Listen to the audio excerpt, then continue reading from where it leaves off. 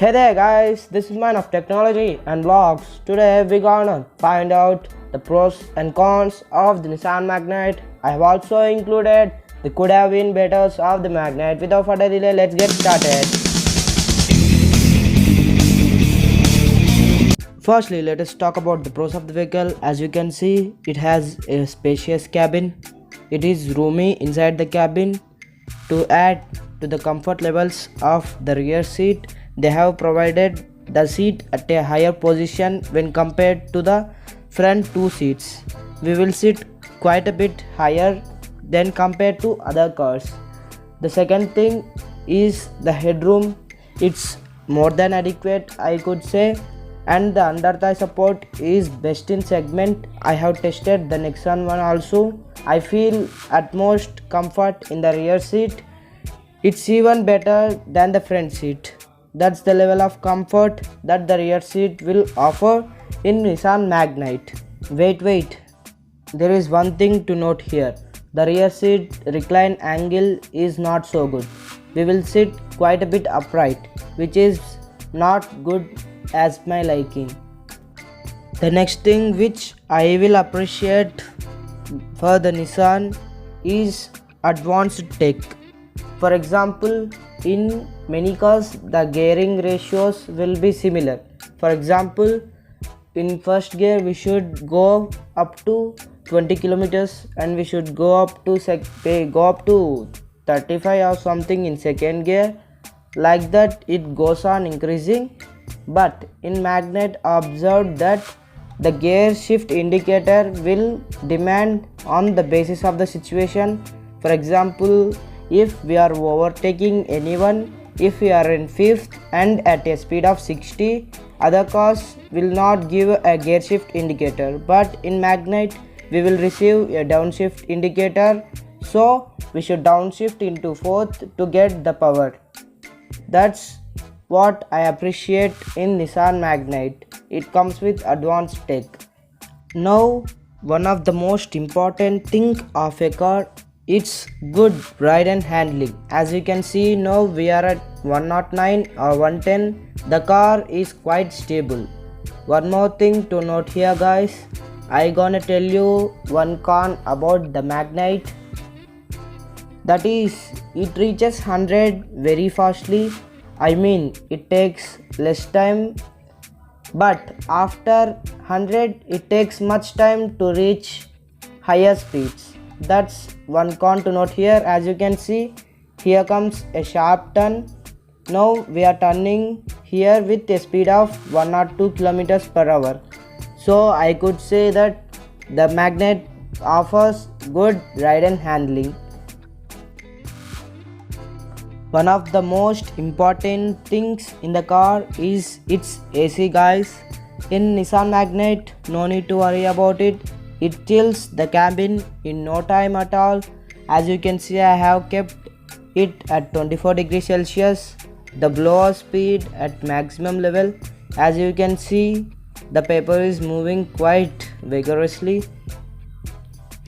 The AC performance is quite good. In front row every car will be good as far as I concern.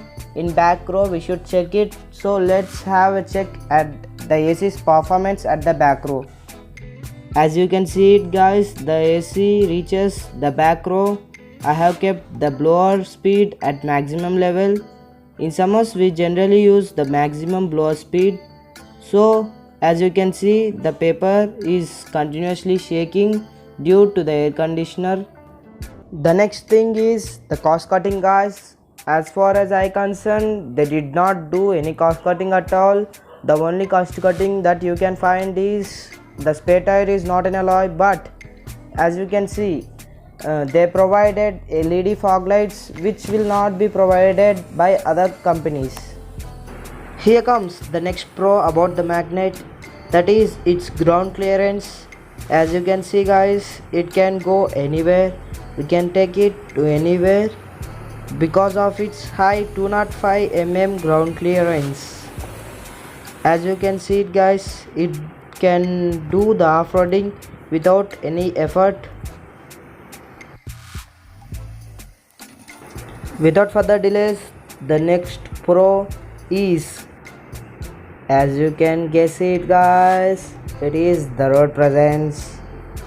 It has got super gorgeous looks. As you can see, it looks like BMW from the backside. It's superb. I mean, it's superb looking vehicle. The next great thing about the Nissan Magnite is that guys, it's pricing. It's priced pretty well as far as I'm concerned. The basic model starts from 6,30,000 and the top model will cost you around 10 lakhs at my locality. It may vary in your localities, but on an average, the pricing of the Magnite is very well maintained. The next thing which I was pretty impressed at is the braking performance of the Nissan Magnite guys. As you can see, it stopped very soon from 50 to 0.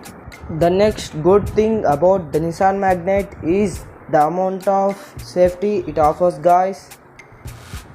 It has got 4 stars in the Asian NCAP rating. It is quite good as well. I can share you some incidents of accidents of Nissan Magnite in the upcoming videos of my channel. So please don't forget to subscribe to my channel to get updates which are very useful for you. I think Magnite lovers don't like the remaining part of this video. So let's get started with the cons. The first thing, the clutch travel is too long for my liking. As you can see, the clutch travel is too long. The second thing is the steering guys. Now I am using one hand to turn the steering because I am traveling at slow speeds. Below 80 there is no problem with the steering wheel guys, but once you got higher speeds like above 80, the steering gets very hard. It's good actually because there should not be play in the steering above 80 guys. So Nissan could have thought like that, and it has made the steering feel hard at above 80 speeds, but when compared to other vehicles it is a bit hard. One more thing to note here guys, the quality of the plastics used in the cabin of Nissan Magnite were above average. I could expect better plastic quality when compared to other cars at this price range, so plastic quality could have been better. Guys, whether the next problem or the con is for my specific vehicle or for every vehicle, I don't know, but there is an issue with glowbox locking. As you can see, if we press with small effort, it will not close properly. There will be a gap of a finger. We should press it again to confirm that it is locked. So I refuse to store the things in glowbox, which makes me sad because I should reduce using glowbox. We should not keep heavy stuff on the glowbox. We should keep the heavy stuff inside the glowbox as I am showing to you. Now we should also press at the center of the glowbox so that each corner will get locked. We should keep quite a bit of effort to close the glowbox. This is an issue I am facing. A rattling sound will also be coming from the glowbox if it is not properly locked.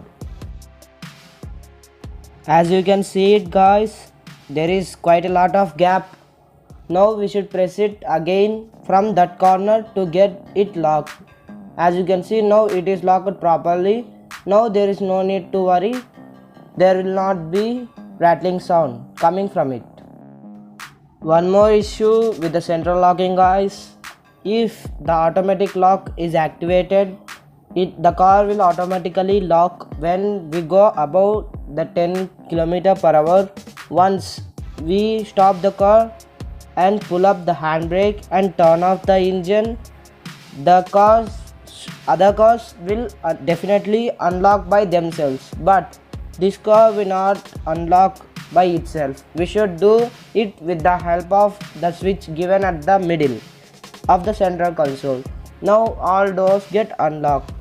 They could have given automatic unlock so that when we turn off the engine, the car will unlock automatically. This is an issue with the central locking, guys. The next con about the Magnet is its infotainment system, guys. As you can see, it turns blank when I press Apple CarPlay. Apple CarPlay will not open. It is happening quite a lot of times. So I should say that they could have improved the quality of the infotainment system, and also the music, the audio that we will get in the Nissan Magnet is not extraordinary. It's extraordinary in terms of voice, vocals, mids, but in bass it's nil.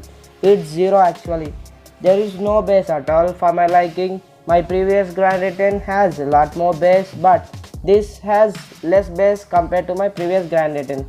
One more thing to note here, guys, they could have designed it better so that the dust will not accumulate inside the cabin as in this photo.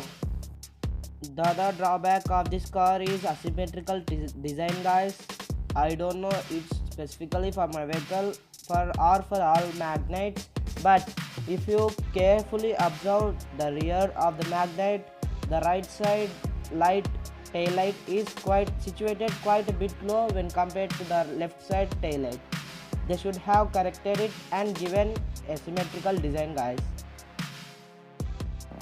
The next con about the Magnet is the lack of servicing, guys. As I said in my previous video, there is lack of machinery and lack of labor and lack of dealership in my locality, guys. So they could have upgraded their overall network all over the India. Now I am eager to start the new section of this video, guys. That is, could have been better. They are actually good, but they could have been better. I am telling you that type of problems with the Nissan Magnet, guys. Firstly, they could have offered rear AC vents, 12 volts charging socket, and an armrest from XV variant, guys, because when compared to other competitors like Baleno, they offer more features in lower variant, guys. So they should have offered rear AC vents in XV itself. Now the main thing about the safety, they could have got side airbags as well, because one incident that had occurred near Vijayawada tells you how important the side airbags are. They might have offered minimum 4 airbags as Kiger, guys. The next thing is that even the top model don't get movable armrest. They could have given a movable armrest. The cabin quality should have been better, could have been better. Next, the XV model could have got projectors instead of halogens, guys.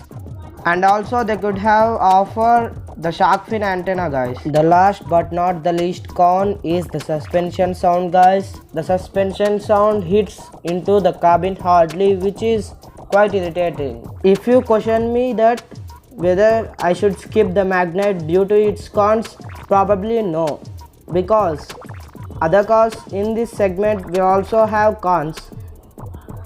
Even 11 crore Rolls-Royce will also have cons. So we should skip the cons and definitely purchase the Magnet. There are many negligible cons, but the con which can change your decision is it takes much time from 110 to above speeds, guys. If your speeds are mostly 110, then you prefer non-turbo, or if your speeds are mostly above 110, then you should go with turbo, guys. Here I am sharing my non-turbo experience, guys. I have done 2600 kilometers with it. I never felt it underpowered. Listen to it again, I never felt it underpowered. But there are some other YouTubers telling that it is underpowered. I generally travel with AC on 24 and the power speed at maximum and with 5 members. I never felt it underpowered. Simply buy the non-turbo if your speeds are below 110. Once the speeds build up, it will not give any problem to you. It feels quite stable as well. So prefer non-turbo as far as possible, because turbo engine will give you irritable problems which are facing by other people at present day situation. So prefer non-turbo as far as possible.